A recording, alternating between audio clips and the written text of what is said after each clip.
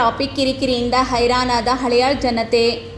EID sugar ಕಾರ್ಖಾನೆಗೆ ಕಬ್ಬು ಸಾಗಿಸುತ್ತಿರುವ ಗಾಡಿಗಳಿಂದ ರಸ್ತೆಯಲ್ಲಿ ಓಡಾಡಲು ಆಗದೆ ಪರದಾಡುತ್ತಿರುವ ಹಳಿಯಾಳ್ ಪಟ್ಟಣದ ಜನರು.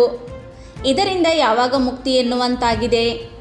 ಶಾಲಾ ಮಕ್ಕಳು, ಮಹಿಳೆಯರು, ವೃದ್ಧರು ರಸ್ತೆ ದಾಟೋದಕ್ಕೂ ಆಗದೆ ನಡೆದಾಡೋಕ್ಕೂ ಆಗದ ಸ್ಥಿತಿ ಉಂಟಾಗಿದೆ.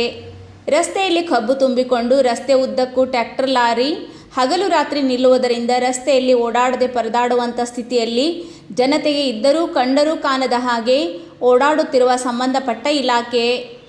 ಇದಕ್ಕೆ ಯಾವಾಗ ಮುಕ್ತಿ ದೊರಕಿಸಿ ಸುಗಮ ಸಂಚಾರಕ್ಕೆ ಇಲಾಖೆ ಸಹಕಾರ ಮಾಡಿಕೊಡುತ್ತದೆ ಎಂದು ಕಾದು ನೋಡುವಂತಹ ಸ್ಥಿತಿ ಉಂಟಾಗಿದೆ.